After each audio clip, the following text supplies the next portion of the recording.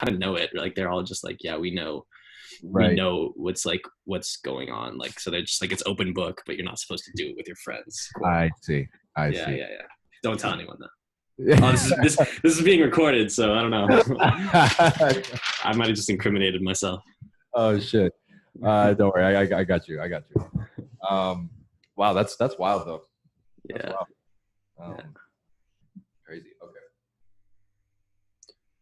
So just a couple of words. So for those of you participating, I know a lot of you guys have your mics muted. If you want to just there's a chat. So if you have any questions, you can always write in the chat. You could there's a button that says raise hand. If you ever just want to, or you can unmute and ask something.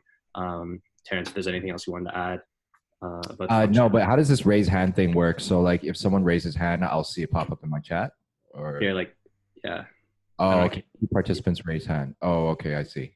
and then a lower hand. Yeah, exactly. Gotcha. Yeah. Okay, cool. Cool. So should I just go ahead and start or Yeah, yeah, we can start. People are like, I know some people are still gonna come through because some people are gonna be a bit late, but you can always just start now. And worst comes to worst, we could do a little recap or something like that. okay, sweet. So yeah, I figured I'd just start off by maybe giving a little intro um, about myself and what I do, just to kind of give context to the whole situation. Not sure if everybody knows who I am and kind of my journey to where I'm at right now, but I think it will, you know, my journey, at least the story of my journey, will kind of give you a lot more insight into just where I get my skills from and just kind of why I do the things I do today. Um, so I guess it started off uh, roughly 10 years ago when I decided to take this seriously. But, you know, even a bit before that, I've always been musically inclined. I played piano as a kid, and I was always curious about how music was made. So, you know, this might date me a little bit, but you know, back when Fruity Loops was version 2.5, that's when I was kind of messing with that, and I was using Reason. This was like I think it was Reason 2.5 as well, and Logic 8. So prehistoric days. Um, but yeah, I started fooling around with those programs without really knowing what I was doing. But I was doing that throughout university. And I think it wasn't until after university that I decided to take this a little bit more seriously because I didn't really exactly knew what I wanted to do at the time. So I graduated McGill University, and I followed one of my friends, good friends, to Toronto to try to so-called make it in the music biz. And uh, you know, we just tried to set up a home studio. This was back in 2010, so we tried to just set up a little home studio and just see what would happen. So clearly, that didn't really work out because I didn't really know what I was doing. So that led me to enrolling into Metalworks Institute. I'm not sure if you guys know about that, but it's one of the biggest recording uh, or audio engineering schools and audio engineering and production schools in Canada.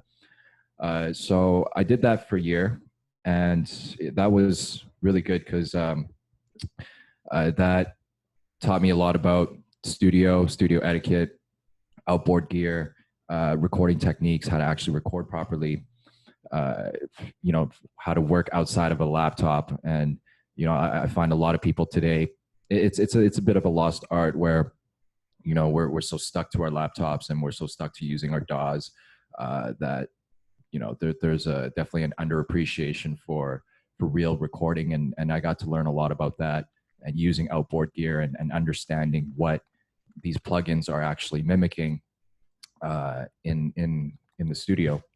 So that was really helpful. And then actually working with SSL consoles and stuff like that, that was it's a great experience because you know goes back to what I was just saying about really your digital environment. What it's doing is really just mimicking everything from the real studio space and obviously taking that to another level. So um, Yeah, so that was my year at Metalworks. I learned a lot about the studio environment and working with vocalists as well, because they teach you actually how to record properly and use Pro Tools as well. So after my year at Metalworks, this was 2011, uh, I started an internship with this rock producer named Gavin Brown. And that was kind of my first eye-opening experience into the professional world. Um, I interned with him for about 3 months, and I could say I probably learned more in like my first week of interning of my internship than I did probably in my whole year at Metalworks, just because nothing really beats real world experience and the things that you learn in the textbook and and stuff like that. It's not real knowledge until you truly apply it and see it in action. So uh, got to witness, obviously that actually not obviously, but I wasn't really much of a rock fan uh, growing up, so I didn't really understand. Oh, sorry, I'm just looking at the chat here. I studied actually finance at McGill. Uh, Completely irrelevant to what I was doing, but I thought I wanted to just make a boatload of money and call it a day. But um, actually, hang on. Is there a link? Sorry, real quick question. Is there a link I can send to a friend who wants to just pop in? Yeah, I'll put it in the chat here. It's this. Okay, great. Just copy paste that and send it. Okay. Sorry, give me a second here.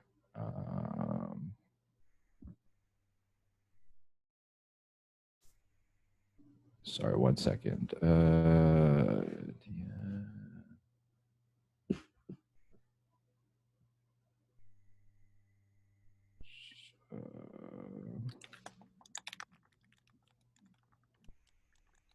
Cool. So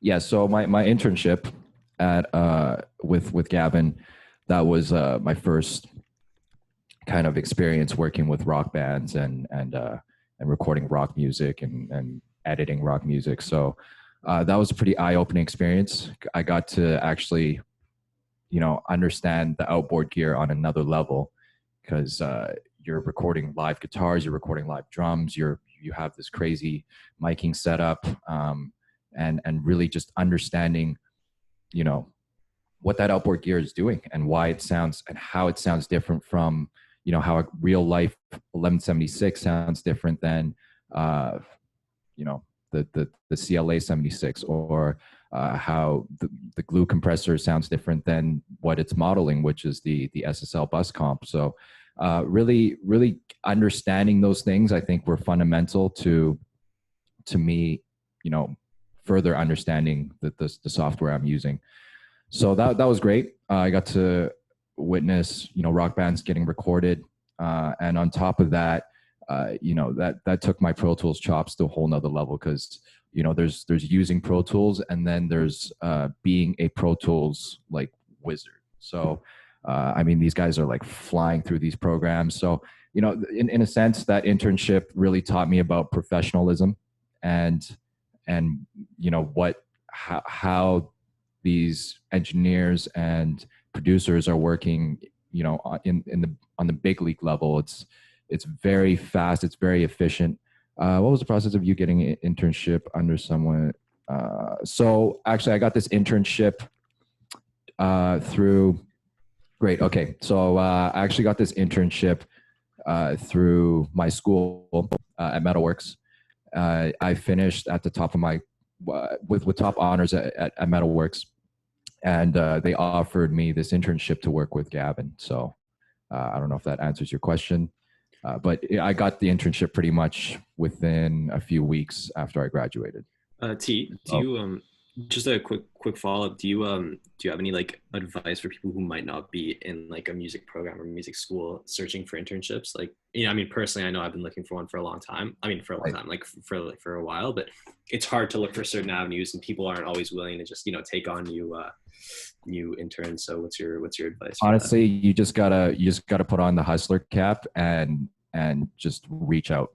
I feel like in this day and age, where social media is very dominant, you just gotta extend yourself. I mean, be the guy that messages everyone and offer your services and be a sponge and be willing to learn, because you know people looking for interns, people are looking for people who are eager to learn, who are willing to commit themselves, who will literally do anything to help, so I think it's about having the right attitude.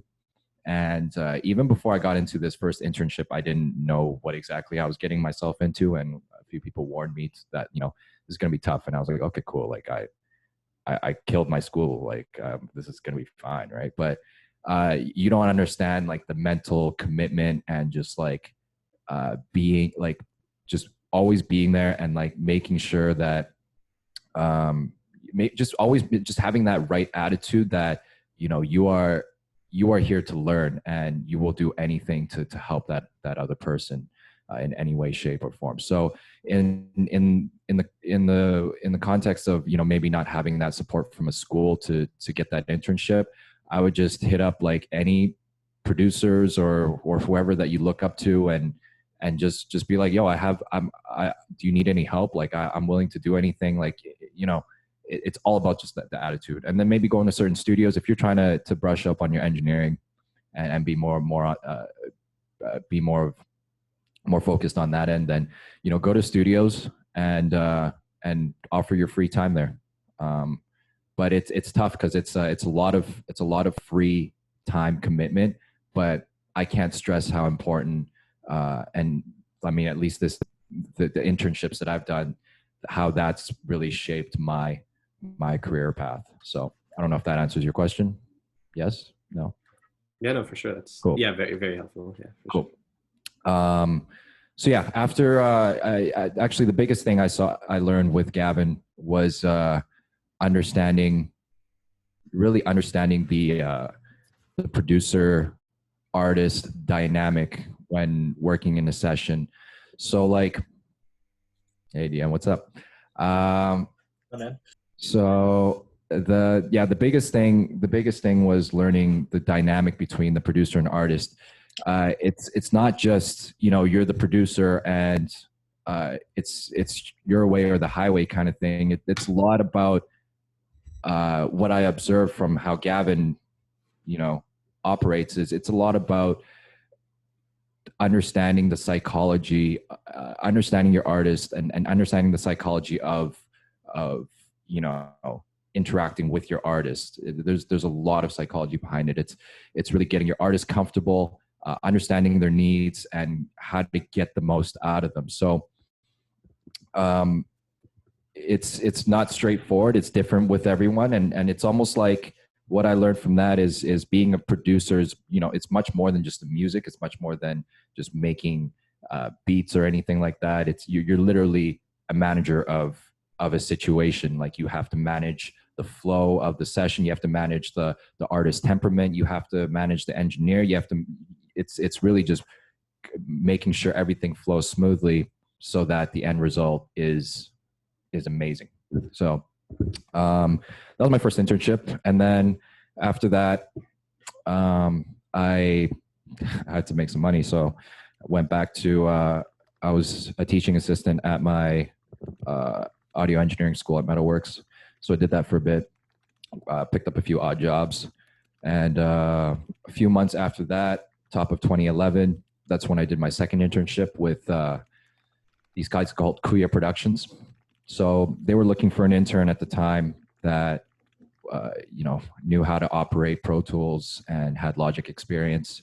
So I kind of fit that bill because being with Gavin, that turned me into a Pro Tools whiz in a sense, and I was working off Logic at the time, so it was a perfect it was almost a perfect storm where I fit the bill. So I went in for that internship, and right off the bat, they had me recording, and I was mixing some of their stuff. So we really hit it off there, and not to fast forward, but these are the guys that I still roll with to this day. So great guys.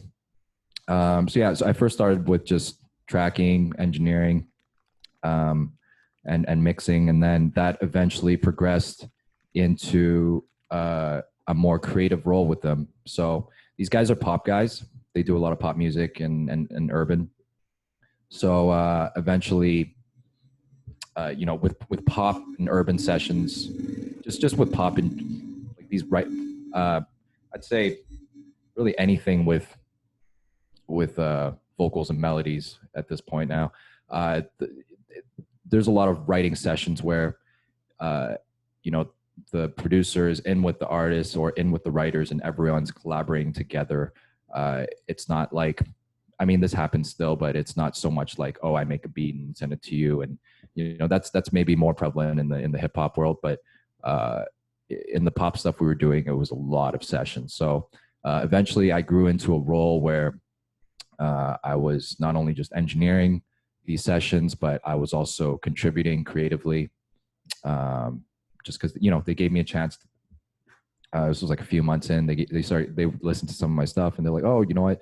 We'd like for you to start jumping on board on the creative side." So I was starting ideas with them, and then that eventually grew into a role where I was finishing ideas for them, and then eventually it was like start to finish. I was pretty much involved in that whole process. So this was a few years time of work where I had to really earn their trust, and I just through the tons of sessions I sat in, I developed that skill set. So being in the music industry isn't without its tough times. It's really hard to make a living just writing songs because a lot of times you don't get paid up front, or a lot of times songs don't get used. And I hit a bit of a rough patch in 2015-ish. It just things weren't really clicking at the rate I was hoping for. So I was contemplating moving back to Vancouver. But then it was crazy because one of the songs I wrote 2 years prior to that started popping off, and it was with this artist named Alessia Cara, and the song was called Here. So just out of nowhere, that great song, by the way. Thank you so much. So that out of nowhere just decided to just pick up.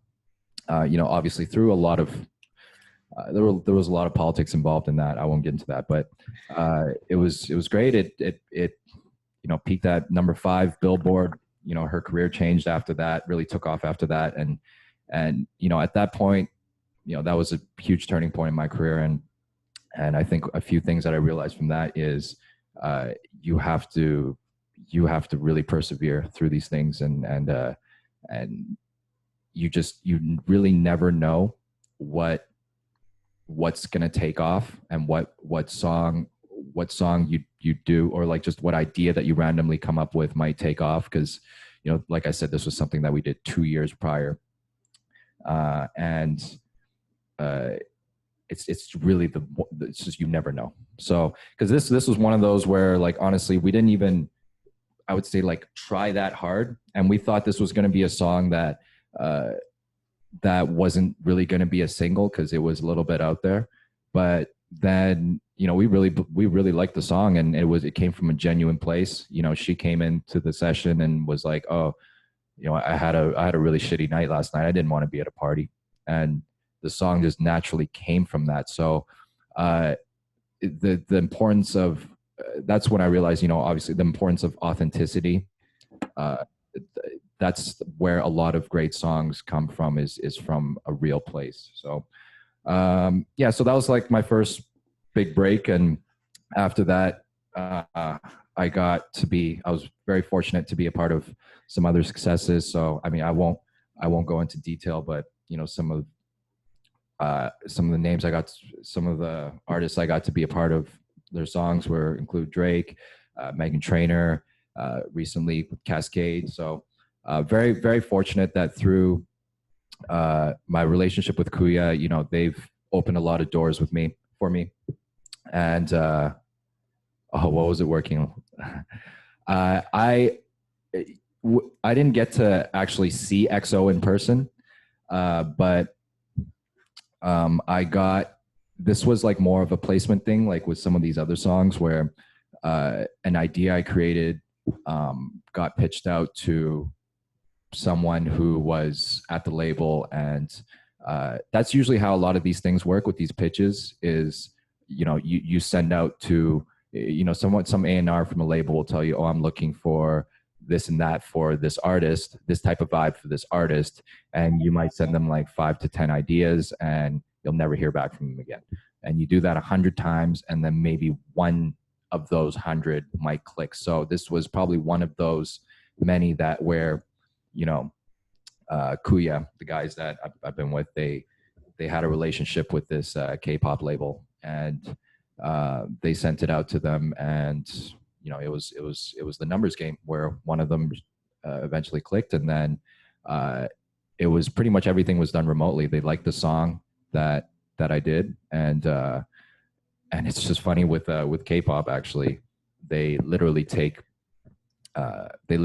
your song track, keep the whole track. They keep all the melodies, all the syllables even, but they literally just change the words when they translate it. And the one particular song I did with Suho from EXO, the original song was called Prescriptions, which talks about you know, falling out of love and being on prescription drugs, but then that somehow got translated to a song called Dinner. So and it's like a couple having dinner, and it's like everything's like routine. So yeah, it's a crazy world. They keep everything except for the lyrics, and then they just translate it. So that's how K-pop works for you guys. That's how K-pop works, folks. All K-pop songs. I hope I didn't ruin K-pop for anyone, but question here: how did you balance your initial interest in different genres and ability to learn effectively and then move into working into those genres? Is there a really drastic difference between focus on hip hop, pop, electronic? Could it be a waste of time trying to learn many things at once? You know, for me, fortunately, actually, first and foremost, I think pop nowadays encompasses a lot of things. It's not just pop. I mean, there's pop, but then there's hip hop influences, there's electronic influences, and the great thing about my personal experience being with the production team I was with, Kuya, they really they had a very vast network of people that they worked with that spans very different genres. So I was able to just pick up from all these different places. I mean, they grew up as R&B heads, so I learned a lot of R&B from them. But then they were really focused on getting pop placements, so I was getting in with a lot of pop writers. So I was learning that writing style and that structure and that format. So my one thing is, you know, I guess my personal initial interest was always hip hop. Like I grew up on the West Coast, so I love Dr. Dre. Hip hop was always my thing, but then I saw this pop world, and I got exposed to songwriting and songwriting at an extremely high level, and that's what really piqued my interest towards pop and building pop songs as opposed to just making beats and instrumentals. How did you transition from an engineering perspective into the creative? Did you always? I was always like a beat maker, but then the engineering side is what I guess it's what got my foot in the door, and it's what I found I was really good at. On top of, you know, creating ideas, but everyone, like, engineering is such a it's such a valuable skill set in today's day and age, because everyone wants a great engineer, but engineers get no love whatsoever because they're the first person to get shit on, but if a song's great, they're the last person to get props. So it's definitely tough being an engineer, but when you're a great engineer, you'll find yourself in great rooms, and that's how you can really get your foot in the door. That's how I got my foot in the door, is because Kuya was looking for an engineer, and I just made sure that I was killing it, and and because a good engineer keeps the session flowing. When there's when you're like fumbling to look for a preset, or like you're taking 3 minutes to set up to record someone, then you know you're wasting time. But if you're the one that's able to, oh my God, someone has an idea, and then you could just quickly capture that and then help. And then someone's like, oh, I need a piano sound. And then like it takes you 1 second to pull that up, or it's already there. Then, you're making the session flow. And when a session flows, then the ideas come, because a lot of times the ideas get stunted by either technical difficulty or someone's taking too long, and that's the thing that I've learned is like, you got to be super quick. Because speed is a part of keeping that inspiration alive. So hopefully that answers your question there. But yeah, so kind of moving along. I've got to experience a bunch of different writing sessions and working in a bunch of different genres. So where does that leave me now? Kuya, basically, they manage me now. I'm a freelance producer, songwriter, and they put me in sessions that they feel fit my style and fit my taste, and I focus on making songs with artists that I really enjoy working with, or it's either I'm producing songs with artists I love working with, or I'm writing songs with songwriters that I enjoy working with as well, but I'm pitching those songs to other places for potential placements, like the K-pop stuff, or like the Meghan Trainor stuff. So that's kind of like my main gig, so to speak.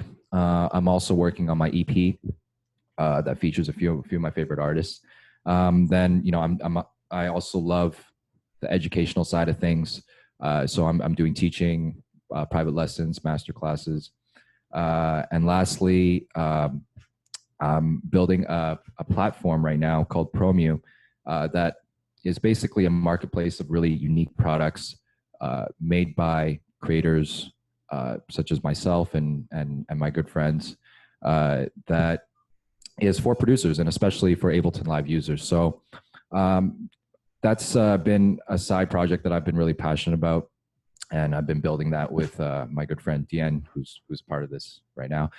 So hopefully we're aiming to have that launched by the end of the month, and I think that'd be a really cool place for you guys to check out some good resources to help with your music production. So for sure, yeah. Right. If you want to send that through, I'll definitely send it to all the members, and it'll be a Great. good thing. Yeah, I'll do that. I'll do that after.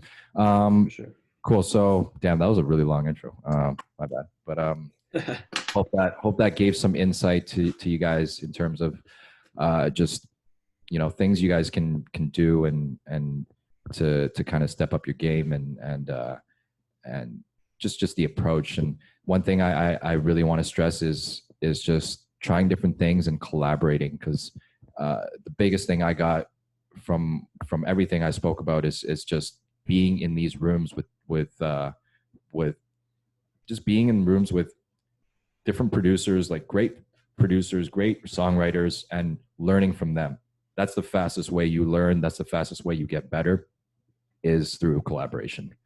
So yeah, okay. So I guess on to the next segment, which is this breakdown that I want to do of a track that I produced. It's called Gravity by Ralph.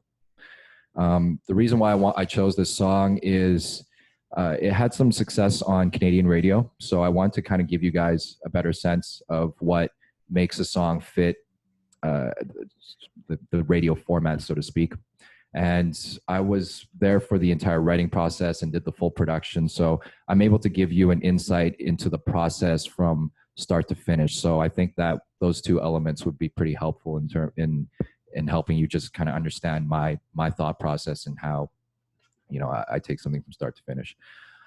Okay, so I guess Where do I go here? Oh, okay. You can share your desktop if you want. Yeah. Oh, hold on. Perfect. Let me just do this again. Cool. So how this all started was at the time, Ralph's manager, the artist, I knew her manager because I was working with another artist that her manager was managing. Her name's Saya. And Ralph's manager, Lori, she told me, oh, I think you'd be a great fit working with Ralph. So she was trying to set that up. And the other writer that was a part of the song, his name's Dave, DCF he goes by. And I've written songs with him before. And the pop circle in Toronto is very small. So they actually knew each other. So naturally, this I felt it was going to be a good fit. We just got together to write some songs because she was looking for her next single. And for some time, she's been looking for a single that would fit radio because she's dropped a few projects, but none of them had really had the success on radio. So we did a few sessions, but I think with those sessions, it was more geared towards her other style. I guess her pre-existing style. But then, for this session, we want to try something a little bit different, a little bit more upbeat, a little bit more dancey. So she came in with the reference of Silk City Electricity. So that's where it all started. And in case you guys haven't heard it, I'm just going to play you the song from top to bottom. Sorry. Didn't think I was ready for love again. Every time I fall, I get my heart broken. But you've been making me rethink everything. This feeling you've created is oh so complicated. Should I let go? Ooh, let go.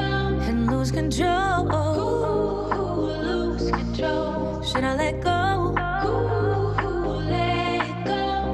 Will you catch me if I flow, flow, flow, flow? 'Cause I feel gravity, gravity, gravity.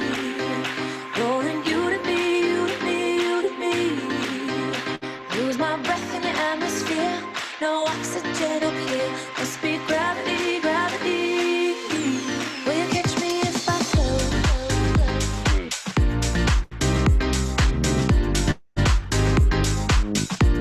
Will you catch me if I flow? Must be gravity, gravity.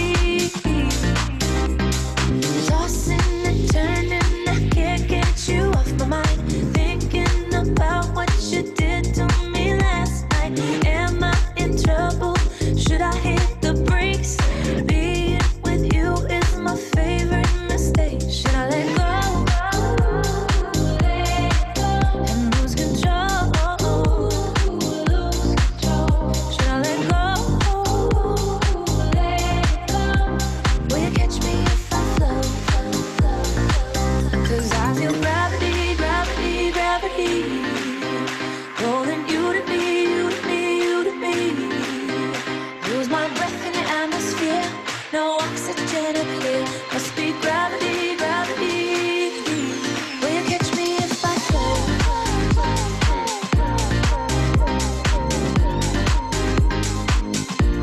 Will you catch me if I flow? Must be gravity, gravity. Gravity, it lifts me up and knocks me off my feet. Off my feet, yeah. Gravity, it's pulling you to me and I can't breathe. Gravity, it lifts me up and knocks me off my feet. Off my feet, yeah. Gravity, it's pulling you to me and I can't breathe. Will you catch me if I fall?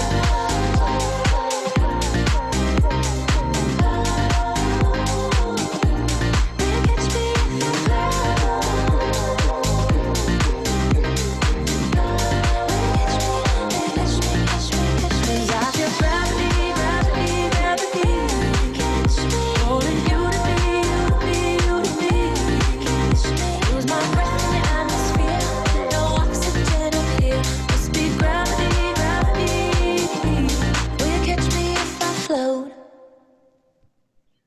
Cool. So that's the whole song from. That's the and what you were seeing there was the final mix session that I have. You're being praised in the chat, by the way. I don't know if you noticed that. Oh, I can't even see what's going on in the chat here. Oh, hold on. Oh, wow. Whole section here. Okay, I see. Oh, thanks. I just thought, I mean, like, you know, give credit where credit's due, you know? So. Right. Oh, thanks, guys. Oh, sweet. Amazing. Okay, well, first of all, thank you for the comments.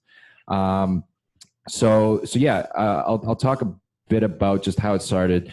Like I said, usually when a session starts, we have a little bit of small talk and like I mentioned before, as a producer of a session, you're managing situations. You don't just go in and just jump in right into, you know, we're humans too. So, you know, you just try to get a feel for what's going on and, you know, have some small talk. And so then, you know, when it came to really figuring out what we're trying to do, she brought up the reference of Silk City, Electricity. And that was like one that she was really excited about and wanted to capture that same kind of vibe and energy and BPM.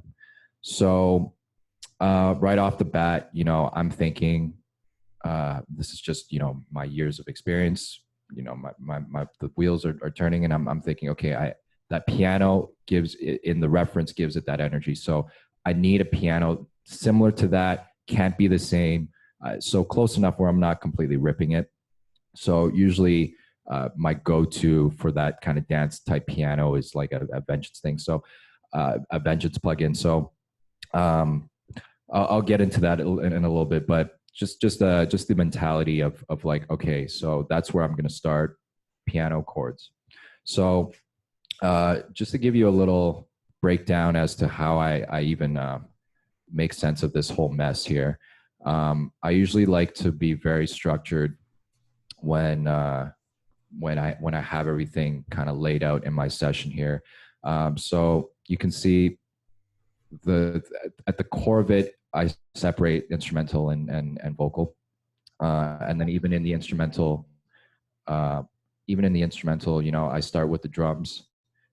Usually like the low end heavy information at the top here. So here I have the kick, and then some of the claps, and then you have some loops with like high end information, some fill stuff, and then these are like little vocal shots, and then I have all my effects here in teal, and then that's the bass. And then I have the bass usually grouped, and these are the same colors I use, just so you know my eyes can easily identify where everything is. Now, I'm not saying I label everything on the spot, but eventually when I get into the mix stage or I work deeper on it, being organized is super key, because you know, when you have like over 100 tracks, you need to know where everything is like in an instant, or you're just spending hours looking for shit. So I have my bass, and then in the instrument section, I guess, this is where all the pianos are, and then I have some string stuff. So that makes up the entire instrumental section. And this is the vocals. So I usually start with the, hold on, let me just hide this. Cool. So I usually start with the leads here at the top. And then any kind of vocal effecty things here. And then ad-libs.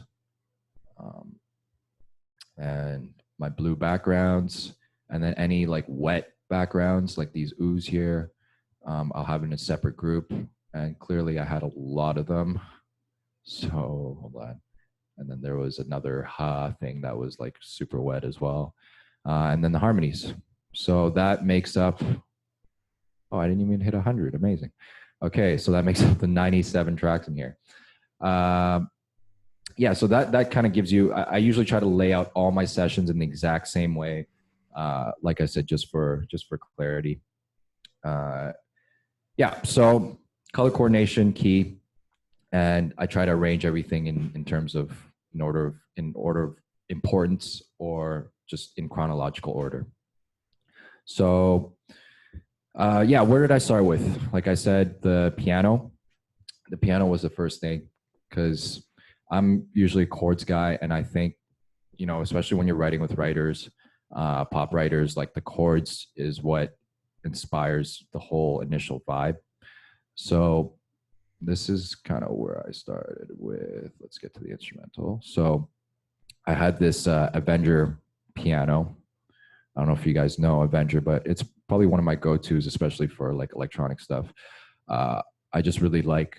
I'm a huge fan of the Vengeance stuff, and this is kind of like Nexus with a lot more flexibility. So uh, it was. I just went to, you know, one of the many preset packs that I had, and I knew where this piano was that was going to give me that exact sound I was looking for. So I pulled that up, and just to solo that and show you what that sounds like. So I put a little filter on it just to make it a little less abrasive, but you know, when you take it out, down with this. So I kind of want to do a little bit something different from it just being a traditional da da da da da da. So I put a little shaper box on it to give it a little bit of a movement. So this is without it.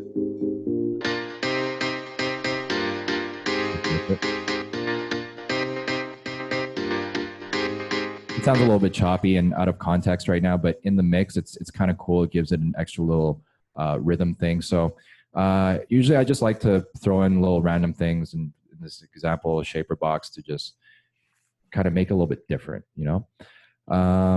So then just a little bit of EQ after, but I kept the filter on for the verse parts. And here you see just a bunch of other pianos. These are all kind of similar. It was really me taking this MIDI and then printing some other piano sounds just to give it a different texture at different sections. So if I solo this, so you can hear it's like it's the same pattern, but just a different texture of piano. And this is just like the unfiltered version of that. So I kind of pan that left and right to make it feel a little bit wider and a little bit different in this section. Gravity, gravity, gravity. Opposed to the piano here.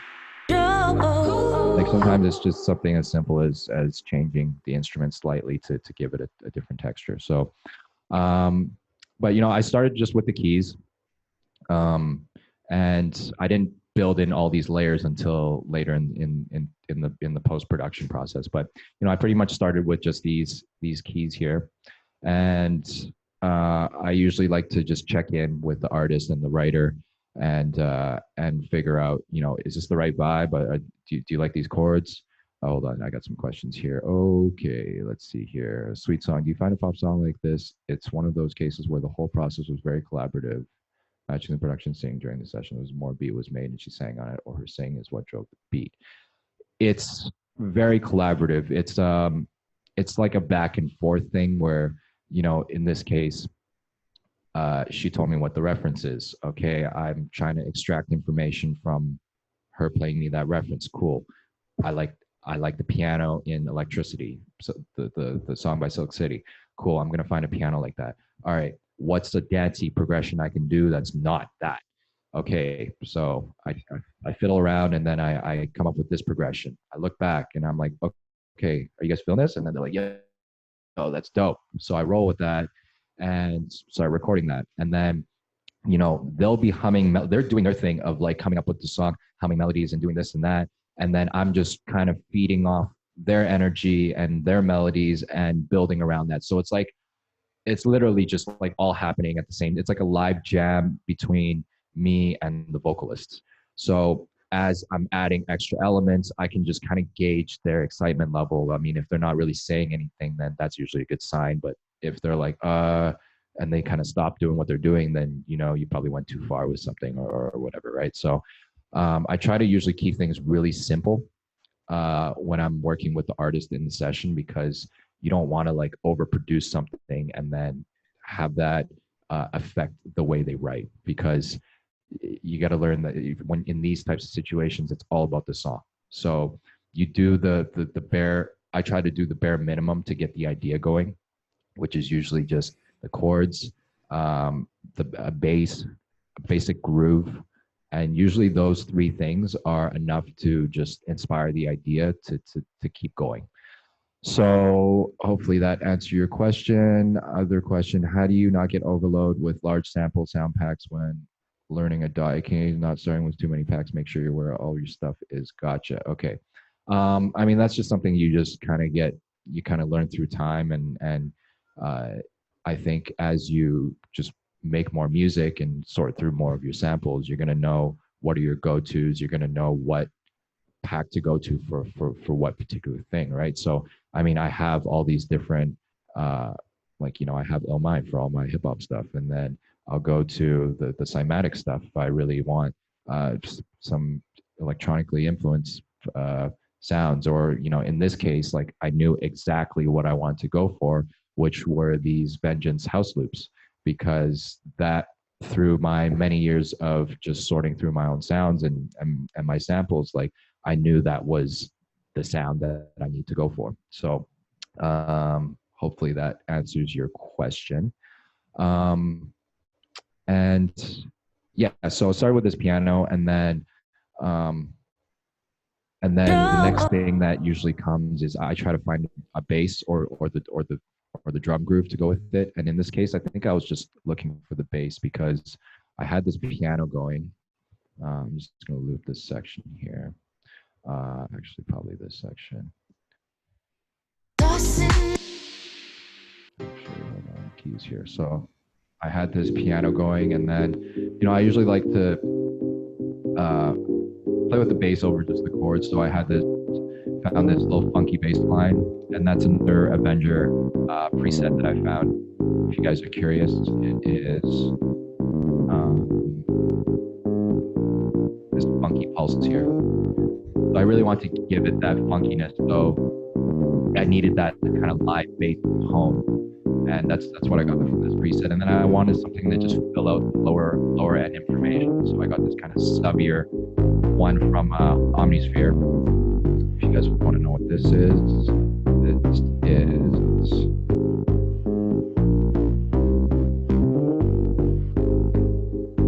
I have no idea what that is. That's down the ladder. There you go.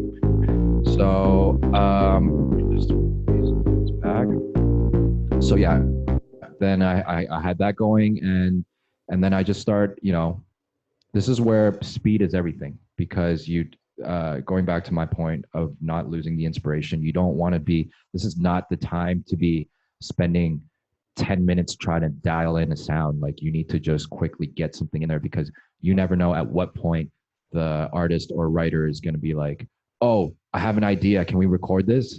And then you're like, oh, hold on. And then you spend like 5 minutes to set up the mic, set up, you know, this, that, and the other. It's like, no, you just killed the vibe. So this is where, you know, I'm like, okay, quickly, I laid down the keys, I laid down the bass. You know, this is literally like just minutes, right? Like, lay down the bass, and I'm like, okay, let's get just the basic groove going. So, you know, I found these Vengeance loops that are, you know, loops. So just a little something like that, and then found this little tambourine thing. Yeah, all from that Vengeance house kit. And then just simply just layering this kick here. So this clap was actually probably from, yeah, it's from this. And then I really like the texture of that clap, and I just isolated the clap. For this kick here, this MIDI, I use this thing called Geist. I don't know if you guys have heard of it, but this is just one of my favorite go-to plugins for at least putting drum ideas down. It just allows me to get my idea super quickly. I'm just going to mute this because it's almost like you get the FL style step sequencing in here, but almost, I think, even slightly better, where, you know, I can just quickly, sorry, it's not on time because okay, there we go. So I can just quickly do that, and then grab this pattern and throw it in there, and I can arrange it however I want, enable some live. But I won't get too deep into how to use this plugin, but this is just one of my favorite go-tos because it allows me to just quickly swap samples and just really quickly throw down an idea. Now, I didn't really utilize it that much in this particular session. I only have 2 sounds in there, but I was trying to look for the right kick, and this is just the quickest way for me to get that down. So, you know, after I have this bass groove, and, you know, they're humming along and writing, they're writing over voice notes and in their voice notes and just humming up melodies. And I kind of just let them do their thing. And at some point, you know, this is also depending on different writers have different processes. Sometimes writers like to just hum out a bunch of gibberish melodies, and then I go in and I piece everything together. Sometimes they just, you know, they have their own thing going on, and they're like, okay, no, T, we're ready to throw it down. And they're like, oh, it just happens that they have the whole song written, like verse, pre-chorus, and chorus. So in this case, it was, things happened pretty quickly. I think within like 15, almost like, I'd say 20 minutes-ish, 20 minutes to half an hour. They had the verse and the pre and the chorus all written. That's the thing with these. It's like it should come naturally. If people are like pulling their hairs out trying to piece together a song, I mean, sometimes it does require that type of effort, but for the most part, I found the best songs come when it just happens, and it happens quickly, and it feels natural. So this was definitely one of them, thankfully. And yeah, so after basically building this,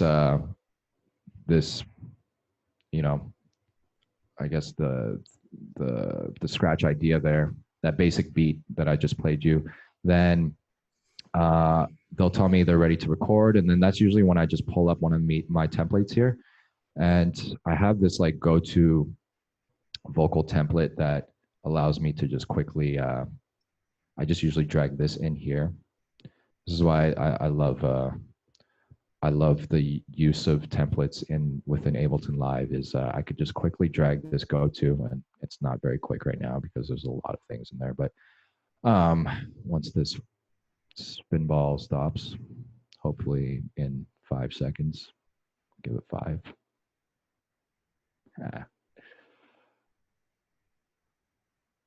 There we go. Okay, so this is just kind of like my go-to vocal template for recording anything. Like everything's good to go once I drag this in here. So just a little quick breakdown as to what this is. You know, when they're like, oh, T, we're ready to record, I just drag this in, and this has all my things set up. So I have like an effect for like a distorted like vocal effect. You could see like I have my full chain here. I have like delay throw. So like if there's a vocal that needs like a little echo, I could just toss it in here. And then I have like harmony tracks set up, a low and a high, and then I have 2 leads set up. And I have the record track set up, and I have all these little dummy tracks that are muted where I would just drop the takes in. So the way I kind of usually do it is, hold on. It's a little bit archaic, but I'll just record like that, and then, you know, drop that into the take folder, and then not folder, but take track. And then this is just kind of how I usually get these ideas down, is just by quickly doing that. And yeah, a little quick note. I use a lot of auto-tune, as you can see here. There's a lot of auto-tune. So a little neat thing with this template is I could drag all these in with all my auto tunes, and then I use I don't know if you guys are familiar with auto key, but then I'll be able to just set the key and then press send to auto tune, and then that changes all my auto tunes for each track, so I don't have to, everything's just set up, you know, and I literally just input the key, and all my vocals are ready to go, effects ready to go, everything's just ready to go, and instantly will sound good. So this is all part of, you know, the things I've learned throughout the years is like you just have to be ready to go, especially in these sessions. Everything just has to sound good right away, or else it's your fault. So just be ready. um, so yeah, that's usually how that happens, and that's how I get the ideas down. And we try to aim, because usually, I try to do sessions between like 4 to 6 hours. Within the one session, we aim to get at least the full bounce of the song. Um, I, Otherwise, I feel like that's always the goal of the session, is to have the fully arranged song, and maybe just even the rough vocals. So at that point, it was like, I think our first session was like five-ish hours. This was the very first demo, and I just want to play you guys this, just so you guys have some context as to what we came up with in the first in our first session in 4 or 5 hours, versus the final finished product, which is completely mixed, and with all the new vocals, layers, and production elements. So I'll just play this like probably up until the second verse. Didn't think I was ready for love again. Every time I fall, I get my heart broken, but you've been making me rethink everything. This feeling you've created is oh so complicated. Should I let go? Ooh, let go and lose control. Ooh, lose control. Should I let go? Ooh, let go. Will you catch me if I float, float, float, float, float? 'Cause I feel gravity, gravity, gravity, pulling you to me, you to me, you to me. Lose my breath in your atmosphere, no oxygen up here. Must be gravity, gravity. Will you catch me if I float, float, float, float, float, float, float?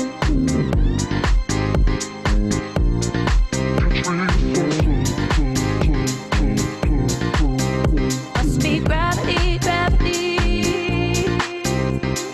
Tossing and turning, I can't get you off my mind. Think. Okay, so I mean, you guys can hear that it gets the vibe across, but it's just not there yet, right? So I usually aim to get at least to this level where it gets the idea across. Sure, it's not finished yet, and obviously it's not realistic to finish anything in 5 hours, but it needs to get the idea across. Otherwise, it's 9 times out of 10, it's probably just going to end up in my hard drive and nothing will happen to it. So yeah, so that was from the first session, and you could just hear, like just for example, in the chorus, it's there, but it's not fully there. So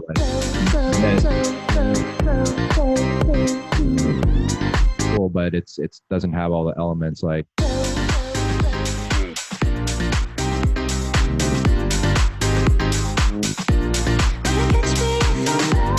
Right. So yeah, I'll talk a bit about just the post demo session process, and I guess I could start with some of these vocals here. I won't go into too much detail, but you could just see, just in terms of, well, I guess I would have to go in detail. The comping I do is literally like word by word. So I'll have like multiple takes of it, but I'm literally auditioning through like 8 to 10 takes to make sure that I'm getting like the best, whatever this is. Ready for love. I'm getting the best ready. Ready. So it's, I mean, sometimes I keep the full line here, right? Like in this instance, I keep the full line. But sometimes like, I really need to go in and like chop every single word, time every single word. So there's a lot of care that goes into these vocals. And making sure they sound right, from the delivery to the editing. So this, I usually just like to separate verse, pre-chorus, and just some of the other elements, so I can just kind of see it better in case I want to treat it differently. In this particular case, I wanted to dip down on the EQ, maybe because it was a little bit too harsh. And yeah, so that kind of makes up for this lead vocal stuff. And then, yeah, the bridge was a little bit more wet, so you could see I added some reverb to it. And then, this little reverse thing that I created. So this is usually like for like single lead stuff. I put them all here. And then this is like the vocal effect stuff that, you know, I just.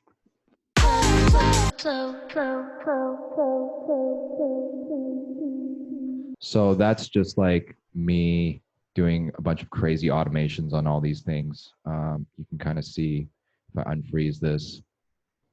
A lot of left-right action here, automation, and then also on the low-pass filter. By the way, this is just a rack that I created. Another reason I absolutely love Ableton Live is you can just set your own macros to, you know, a bunch of presets, a bunch of plugins that your bunch of go-to plugins, and just create like a whole little separate device from that. So yeah, this is just one of like my go-to things where I have a bit of low pass, high pass, overdrive, you know, a redux, and then a bit of reverb and a bit of delay. So it's like my go-to channel strip in a sense. So I dropped that. It's like hot sauce, put that shit on everything. So this you can see I'm just like automating the high pass, low pass, it's doing all this craziness.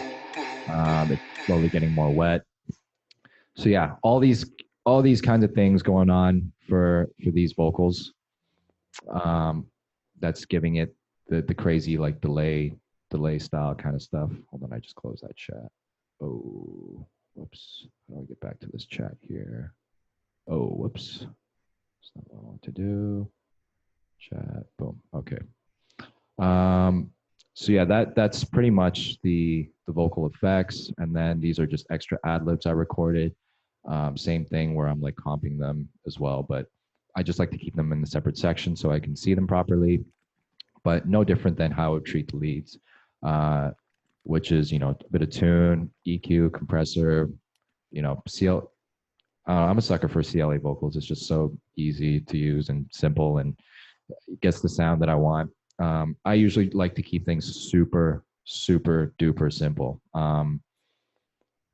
That's just my motto now. I use a lot of stock plugins. I don't do anything too crazy. I find the simpler the better, and it's just about being intentional with the plugins you use and the moves that you make. So these are the backgrounds. I usually have them stacked left right. I have like a left right of the mains, and then I have a left right of this lower octave, which is this. Gravity, gravity, gravity. Yeah. So and then this is like the ooze here. I'll just solo this, the super wet ooze. My feet, yeah. I guess it's not. My feet, yeah. Like some kind of my feet, yeah. Once again, I have my channel strip and just have a little bit of wetness going on, and yeah. So you can see it's my train of thought is more or less the same. It's just every move I make is usually very intentional. I keep things very simple here. Even with the harmonies, yeah, nothing crazy. These are all stock plugins, right? So that pretty much goes through the vocals. I'm a huge fan of layering when it comes to those big backgrounds, so that's why you see I have all those tracks there. So now in terms of the instrumental, the additional kind of production elements I added, I knew I wanted in this little drop here. Oops, I just unsolo it. A little bit. Let's go minus 18.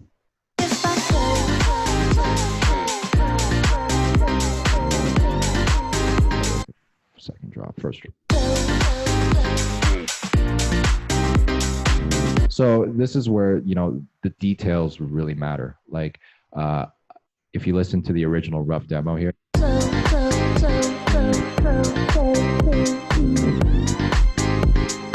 you can hear that string and the piano just kind of just prolongs and sustains.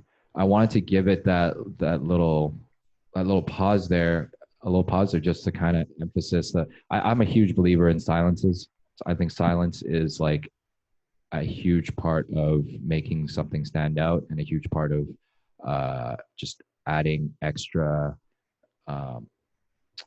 suspense to the music. I don't know if suspense is the right word, but I love silences. So this is why I printed the audio here. So I can just do a super hard chop on the piano at this one section right here, right? So then, let me just get rid of the demo. And this is, you hear how everything cuts there. And then I drop the vocal, the float, that little warped float, right? So then that can kind of have its little moment there. But when I cut all those up. So little things like that I find are very important to, you know, adding the ear candy that a song needs to like just really take it from just mundane, predictable arrangement to like, oh, whoa, what just happened there? So, because it's easy to just ride this chord out through the entire song. Now, obviously, there's certain genres where you can maybe do that, certain types of house music where you're just literally riding the same thing out. But, you know, in this kind of pop structure, I felt the need to create little moments of ear candy wherever I could. So that was one little section that was a little bit different. And, you know, in the section before, where in the rough, there wasn't really Gravity, gravity, gravity, rolling you to me, you to me, you to me. It didn't really distinguish itself from the section before, which was Catch me if I float, float, float, float, float. 'Cause I feel gravity, gravity, so I felt like something needed to happen there. That's why I created these claps, which you can find from Cashmere's pack. Love that guy. 'Cause I feel gravity, gravity, gravity, rolling you to me, you to me, you to me. Yeah, I did that. I added that element, and then I also made sure that I did a hard cut from the filtered pianos to the more pronounced pianos, so you could hear it from Catch me if I float, float, filtered pianos to the hard 'cause pianos. I feel gravity, gravity, gravity. That way, it just creates more of an elevation when that part hits. So, little things like that, and then. Am I in trouble? Should I hit the brakes? Being with you is my favorite mistake. Should I let go? And that little string shot here, I felt in the second verse would just kind of add to the kind of retro-y vibe that's going on. So, yeah, just little elements like that. And then, you know, my thought process is I'm trying to keep every section engaging. So if I don't have the drums in the first verse and going into that chorus, then I want to ride those drums out in the second verse. Tossing and turning, lose control. Should I let go? Gravity, gravity, gravity, rolling you to me, you to So to me. kind of separate this second chorus section, Lose my breath I in the just added the full atmosphere. chorus in there. Gravity, will you catch me if I float? Just to kind of switch it up a little bit. Let me see here. Yeah, that was pretty much the main thing. And then to kind of separate the second drop,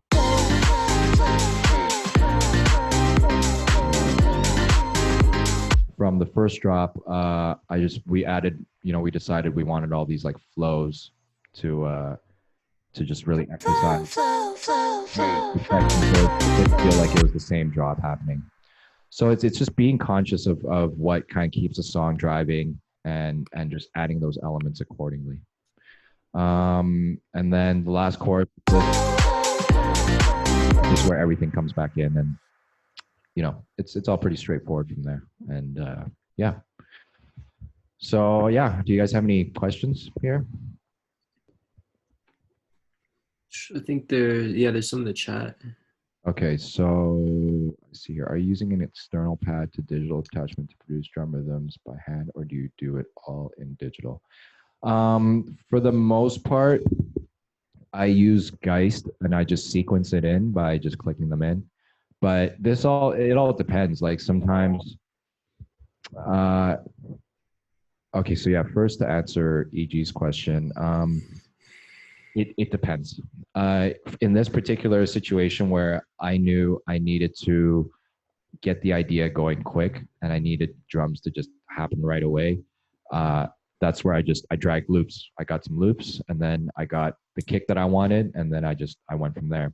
In other cases where maybe I have all the time in the world and I can just kind of sit there and noodle around, then I might bring out the push. I might bring out my machine and take time, go through sounds and play it out, or like, so it really depends. But usually if I'm in a time crunch, this is my go-to tool, Geist, and I draw in exactly what I'm hearing and I experiment through that, just because this is to me the quickest way of getting my drum idea down.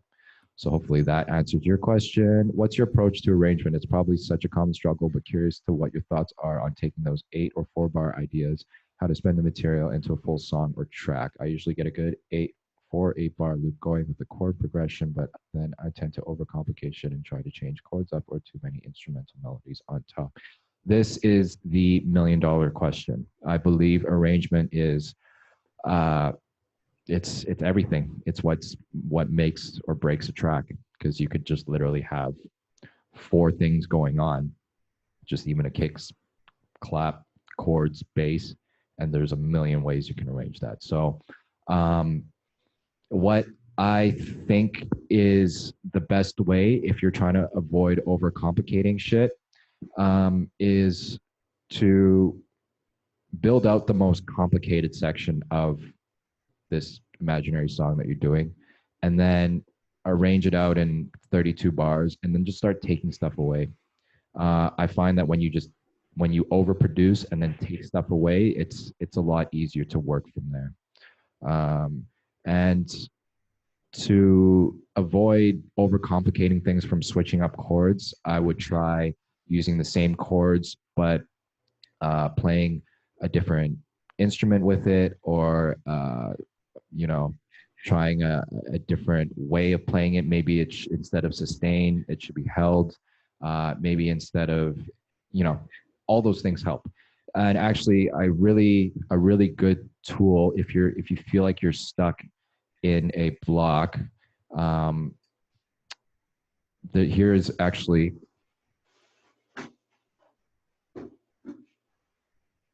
you guys should get this. It's called 74 I can't read backwards, creative strategies for electronic music producers. But it's not just limited to electronic music producers. There's a lot of concepts in there that help you get out of that 4-8 bar loop that might be holding you back. So you guys can find this on the Ableton website, by the way. It's a great book. Shout outs to Dennis.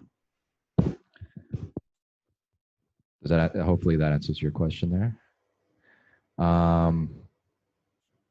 Yeah, is there anything else, Adam?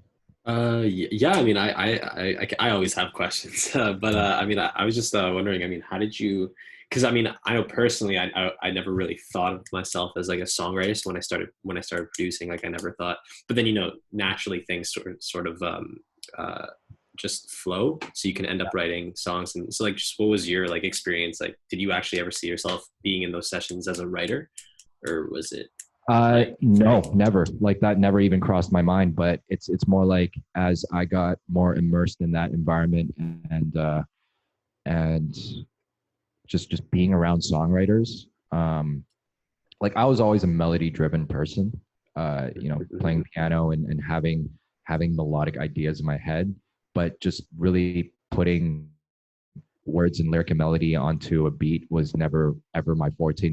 I never considered it as, never even thought that I could even do it. So definitely hanging around songwriters and being in those sessions just opened my mind to it. And now I find it's an essential trait to have if you're a producer, because you have to have an ear for that. You have to be able to. I just find that to me, understanding what a producer's role has really helped me in making better songs, because at the end of the day, you're not just there to make a beat. At least in the field of work, at least in pop music, in the pop music I do, you're there to you're there to guide the artist's vision from start to finish. You're there to take the artist and drive them to their destination and bring the best out, bring and create the best experience from that and bring the best out of them. So with that, you have to understand elements of songwriting and be able to identify when something is good or something's not good, or just like not be afraid to speak up on your ideas. And I find I've been doing that a lot more. Is I've actually been contributing to the songwriting side. Now, I don't consider myself a songwriter, but I feel like I'm able to tell when something should sound a certain way, or I wouldn't be afraid to offer my opinion, as opposed to before I would never even think about interrupting in that sense. But I think that that's very vital now. Right. Yeah. But considering that you stress the fact that you think it's important for producers to have an ear for that, and given that you're clearly stressing that it's an important part of the whole process, given that you're quote unquote supposed to drive the artist to their destination, how would you say, like, what are tips for like improving your songwriting skills, especially because I consider it like a talent. Like I feel like it's one of those things that you either have it or you don't. But it's definitely something you can work towards. But I feel like it's something that, like, you're really, like, either you're articulate with your words and you can find ways to string them together, or it's something that I think might not always be easy for everyone. It's definitely yeah, it's a talent. I think some people have a better knack for getting it than others, but I don't think it's a skill that can't be, like, acquired. You just have to do. Honestly, it's just like any other skill that you pick up. You just got to practice it. So you just try playing chords and then just try writing melodies to it. Like, that's where you could first start if you're just beginning, right? But like, the way I learned songwriting was through collaborating with other songwriters. And that's the way I learned pretty much anything, is like, you have to collaborate with other people that, are a step above. And then, like, to me, the best way to learn is, like, okay, if you're good at making beats, or you're good at engineering, or whatever it is that you're good at, bring that skill to the table and collaborate with an artist or a songwriter that isn't good at the things you're good at, and then try to understand it. I mean, it requires a lot of effort and it requires a lot of, like, studying and learning, but that's how you really learn to write better songs, is just by sitting in the room with them and understanding, oh, this is their tendency, this is how they would go.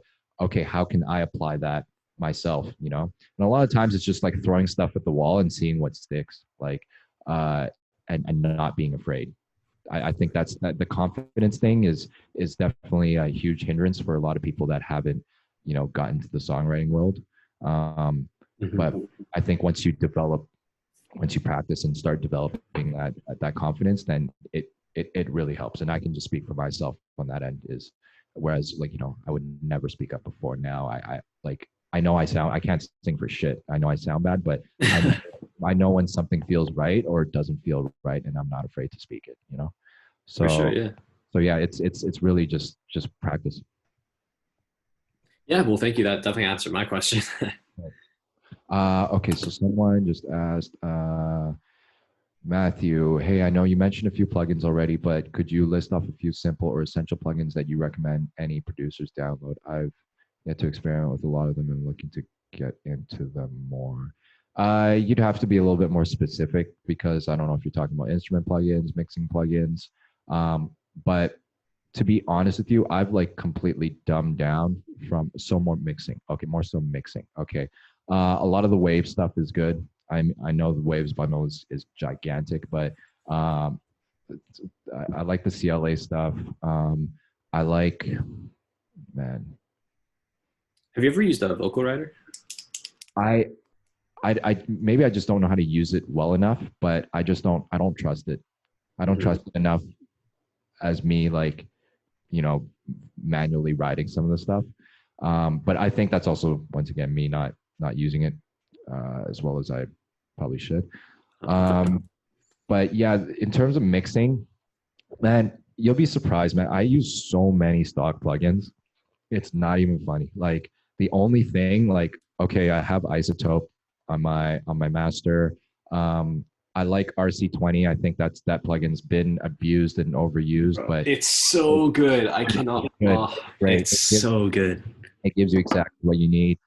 So that's great for like as a texture plugin.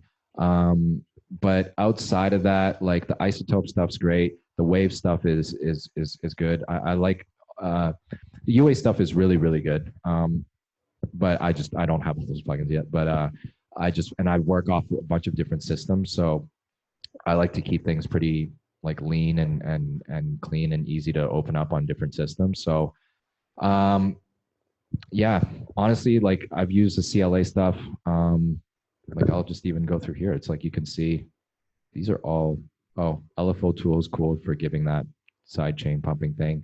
But you could see like I'm mostly stock plugins here. I have like some weird wave stuff. I have like this Enigma thing that gives a weird like phaser-y kind of effect. But a lot of this is just simple EQ.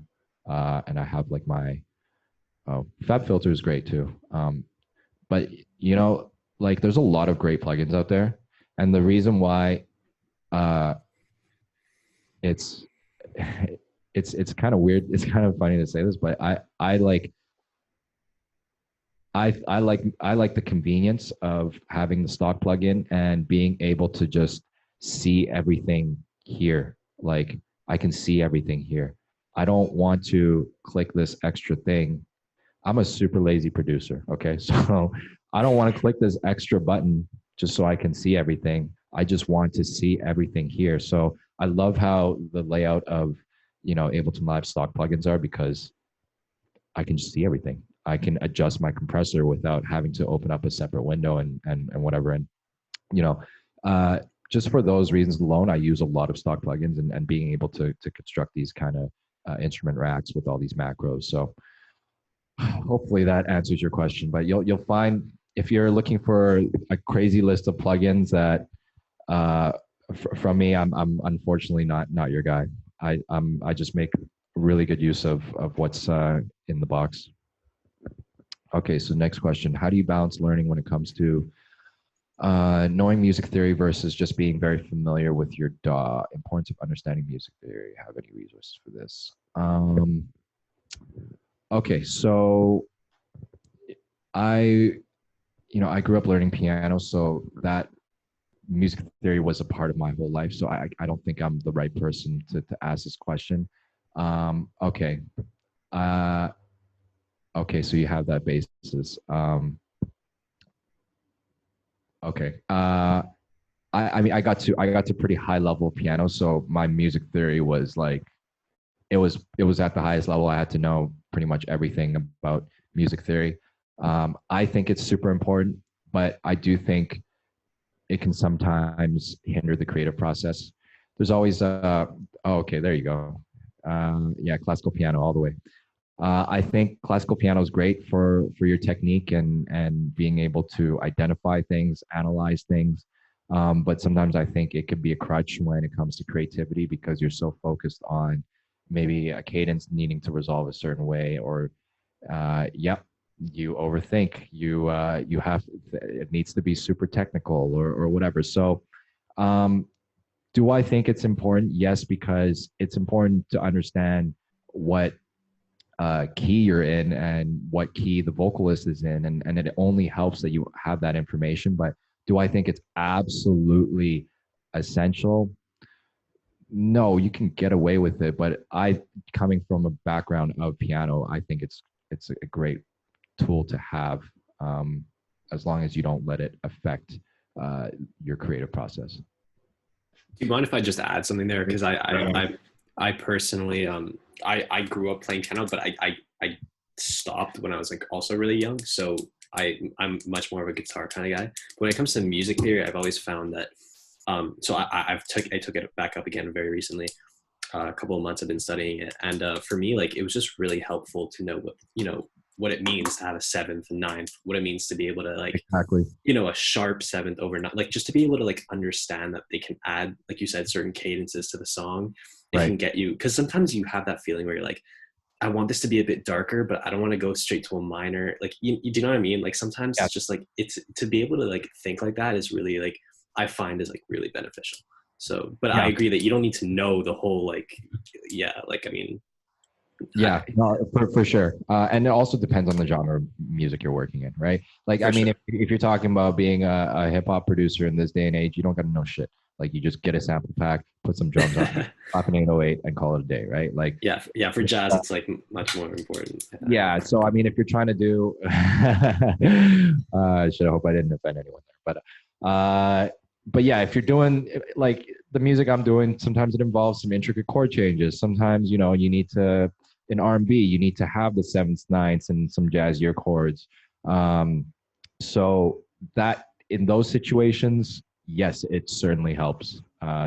It does help because otherwise you're going to hire a session musician when you could play it yourself. But then maybe that might be the move is you hire someone who is really good at doing that, and then you just focus on what you're good at, whether it's just programming drums or just whatever it is. But there's no. I think the more important thing is you focus on what you're good at. Like that was me. Obviously, like it helps to know a bit of everything, and it helped and doesn't hurt when you know more. But it was kind of like me when I was trying to pick up guitar and really go in on it, and I'm like, you know, I'm a keys player. If I really need guitar, I get a guitar player. And like, why am I? Not that I'm wasting my time practicing guitar, but that I could be doing other things with this time. So Right, right, right. it's keeping those things in mind. Mm. Quick aside, since we're already talking about this, how do you conceptualize harmony within pop tracks? Would you agree that most pop music tracks just play around tonic function and rarely actually go somewhere harmonically? Not to be a snobby question, but I've been dying to ask the opinion of a producer who has a classical background. Conceptualize like harmony, like harmonies on top of like the lead. Is that what you're referencing to? I think he also might be like, I mean, this is how what I took away. Maybe just like different notes on the way to finishing. I don't know. Maybe this is what I'm just trying to say. Like throwing in different chords, say in a bridge, to get to this same place at the end of the time. Do you know what I mean? Like instead of like four basic progressions, like a four chord progression, adding like a couple of chords in there that would just like spice up like do you know what I mean? Sorry, one more time. I don't know if this is what Andrew. Yeah, exactly. Yeah, okay. In B major, I know it's a lot of tracks just kind of chill in like a 1-2-1 progression. I think this is all once again genre based and all like all that knowledge has to go out the window and only you retrieve it when it's applicable in your situation. Like sometimes a 1-2-1 progression sounds fucking amazing because that's the mood. It creates a certain type of mood. A 1-2-1 progression with the way uh, this particular synth sounds and you playing it in a certain inversion makes it sound super dark and super cool. Like that there's just no rules to this. Now, obviously there's certain rules to maybe resolving a chord progression to make it sound good or bad, still subjective. But I just think like it's all so I hate to use this answer, but it depends. It depends, and it's no there's there's no there's no right or wrong. Um, in my mind, it just whether it sounds good or not to me. And I'd like to think that for the most part, I feel like I have a pretty good ear by now, where I feel like what sounds good to me will probably sound good to a lot of people. No, so, okay, cool. I wish I had that confidence. I mean, who knows? Maybe I'm fucking delusional, but No. it's yeah. You have to have that you definitely have to have some level of confidence in terms of just like what you believe is sounds good is good, and that's a part of being, I think, a good producer is like you have to believe in your own shit, right? Like you have to. So, yeah. Any other questions? I don't see any in the chat. I think we're good. Look, you've been here for an hour and a half. That's like way longer than I, thought you. Yeah, like on everyone's behalf, I'd like to thank you so much for coming out. It means so much for you to take the time for us. Right. Especially, you're getting a lot of thanks. So, No, like this is huge. So for me, practically like opened up my eyes to a lot of different stuff I would never been able to be exposed to. Sweet. And I just realized my camera's not on, so you haven't been able to see me for the past. All right, well, there you go. Oh, there you go. There you go. Nice to meet you. But yeah, it's really, really, really, really been like more than helpful, man. So again, thank you so much. Awesome. And so I'd love to connect with all you guys after the fact. So even if I think Gray mentioned if he might have an email list for me, if you guys don't mind me hitting you up, just even like a little quick thank you, like for sure. Sweet.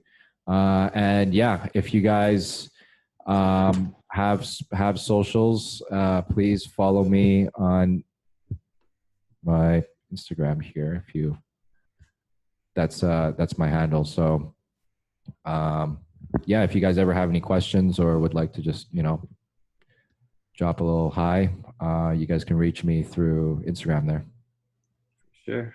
All righty. T, do you want to just hang on for a second? I'll just ask you a couple questions really quick in terms of QWave stuff. But everyone, thank you so much for joining us. And I guess the next time we'll see each other is probably next semester. We got a lot of plans coming up, getting the studio set up, the on-campus studio set up, which is hopefully going to give you guys free access and studio time and all that equipment that you guys are going to be able to use. So we're really excited about that. Aside from that, keep checking out the website for details, and see you soon. All right, stay safe, everyone. Thank you, Ali.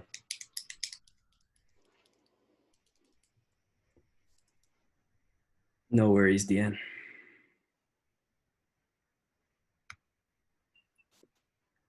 All right, great. I just wanted to thank you, by the way, for setting all this up. I know your mic's off, but for real, this wouldn't have been possible without you. Whole year too. I would have just really, really appreciative of that. So yeah, Tia, if you want, so it's just me, you, and Gray now. If you want, we have this. We have the. Sorry, I'm just trying to look at something. Okay, so we have an articles section on our website. If you want, we can put your name on there. You can we might write an article on the whole the whole meeting we just had now, just summarizing what you talked about. But we just wanted your permission in case to put your name up there. We'll also shout out your music with a link of right.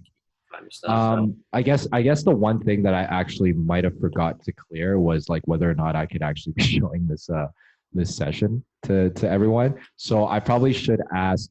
I don't know if you're going to mention anything about the session or. What was that? What was? You're asking me. Okay, no. So I know Gray is recording this. I know that. But so in terms of, you might want to talk to him about that stuff.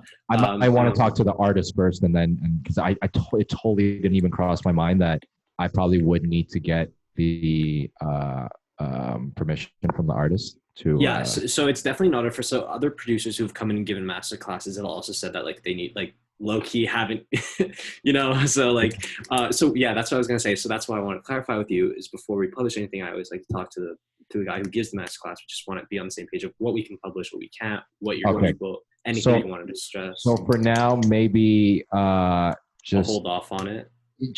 But anything with my name is fine, just as long as maybe not mention the artist and song for now until I kind of get clearance from that, and then I'm good with you posting anything. Okay, great. And other than that, you're based out of Toronto, right? Yeah. All right, and things are kind of crazy, I guess now. I feel like things are kind of crazy everywhere. Yeah. Montreal is pretty crazy here too. But, oh shit! Oh, you're in Montreal. Yeah, I'm from Montreal. Yeah. Gotcha. Yeah. My sister actually lives in Toronto too. She's she's also in the music industry. Oh, nice. Yeah, What did she do? sorry. What did she do? So she graduated from. You ever heard of Harris? Oh, yeah, I do. I do know Harris. Yeah. Yeah, so she graduated from Harris a couple years ago, and she's been making music for the past she's been making music for like a long time, but Right. yeah, she's releasing a couple of stuff. But yeah, it's just funny because I think she was in the session, and she was just like, yeah, like I know these people that he's bringing up like in the Toronto community.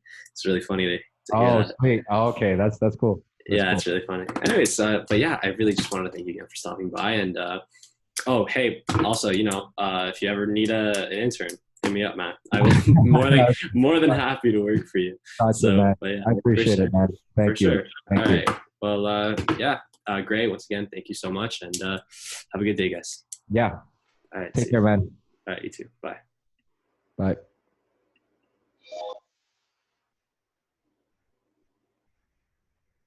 What up, Gray? Can you hear me still? Are you still here? Been a mystery man throughout this whole thing.